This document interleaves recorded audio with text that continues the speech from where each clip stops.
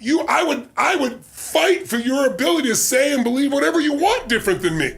Today now, everybody wants everybody to think the same thing, otherwise they're evil, or otherwise they could hurt me. Whatever happened to sticks and stones will break your bones and words will never hurt me. We have this whole thing that words are evil, words are action, it's bullshit. And all it does is make you incredibly weak as a human being, and you're more than that. We all are more than that. But you know what? Like a kid that's never broken their bones, deathly afraid of breaking the bone. But if you're a kid and you're rough and tumble, you broke multiple bones and they healed, you don't have any fear of it. There's so many kids that have been raised to be safe and secure every moment. Anything that's insecure or unsafe, they don't want to be a part of, including language.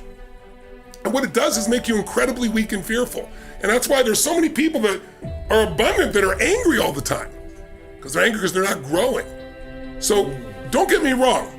I know some people are not a good influence. I'm not denying that. I'm just saying you're more than somebody's influence unless you obsess about it every moment and make them wrong so you can make yourself feel superior morally, psychologically, or spiritually. That's bullshit.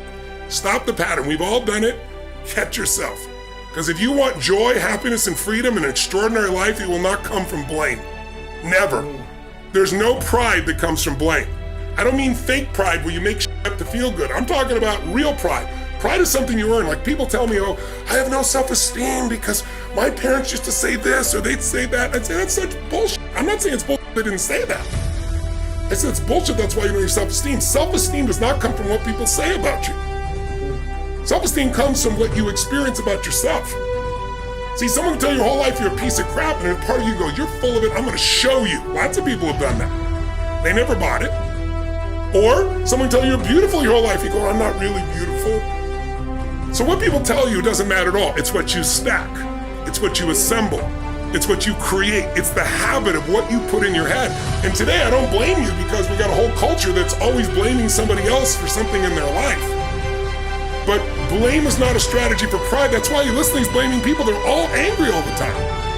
Listen, if I wanted to blame, I grew up in an environment, I didn't even share it till my mom passed, and even then I didn't share. I grew up in a pretty rough environment.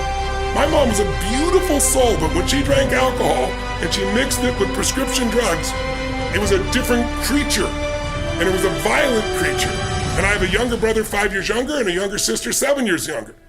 And my mom would get nuts, and I didn't want them to get hurt. So I was 5'1" in high school. She'd grab me by the hair and smash me against the wall till I bled. Now I never shared this, and I'm not denigrating her in any way. I only shared it like 4 or 5 years after she died. Because I was talking to a group of kids in New York City, all without fathers, 80% African American, about 20% Hispanic out of their group roughly,